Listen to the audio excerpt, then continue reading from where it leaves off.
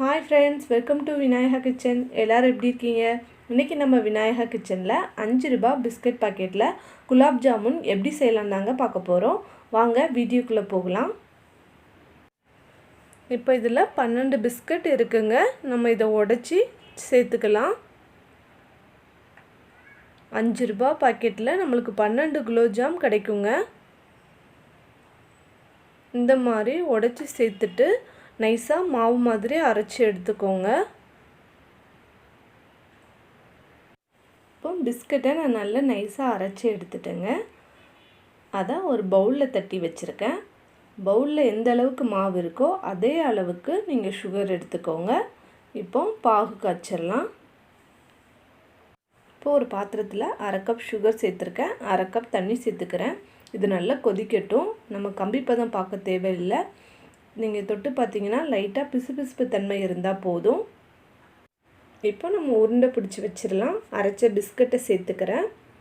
இதில் காய்ச்சி ஆற வச்ச பால் தான் நான் சேர்த்துக்கிறேன். இவ்வளோ பால் தேவையில்லை, கொஞ்சம் கொஞ்சமாக சேர்த்து நல்லா பிசைஞ்சு எடுத்துக்கலாம்.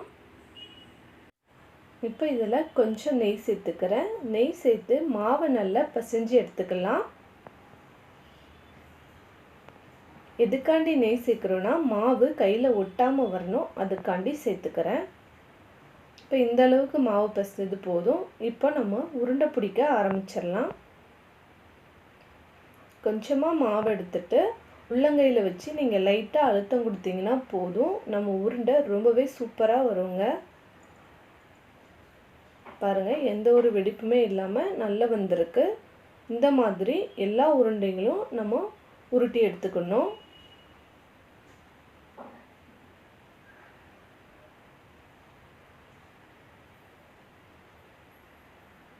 பாருங்கள், இந்த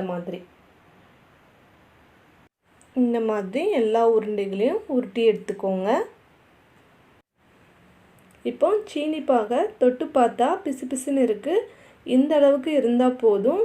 இப்போ அடுப்பை ஆஃப் பண்ணிடலாம். கடாயில் எண்ணெய் சூடு பண்ணி வச்சுருக்கேன். அதில் நம்ம உருட்டி வச்ச உருண்டையை ஒன்று ஒன்றா சேர்த்துக்கலாம். அடுப்பை மீடியம் ஃப்ளேம்லேயே வச்சுக்கோங்க.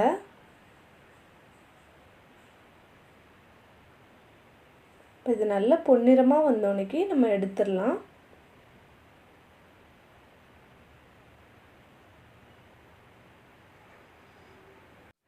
இப்போ இது நல்லா வெந்துடுச்சு.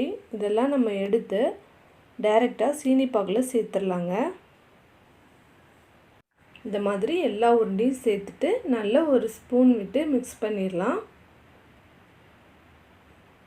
இது நல்லா ஒரு 1/2 hour ஊறட்டுங்க. குலாப் ஜாமுன் ரெடி ஆயிடுச்சுங்க. இது பிஸ்கட்டில் செஞ்சதுன்னு சொன்னால் யாரும் நம்ப மாட்டாங்க. கண்டிப்பாக நீங்களும் ட்ரை பண்ணுங்கள். இதோட டேஸ்ட்டு ரொம்பவே சூப்பராக இருக்கும். நீங்கள் செஞ்சு பார்த்துட்டு உங்கள் கமெண்ட் எங்களுக்கு அனுப்புங்க.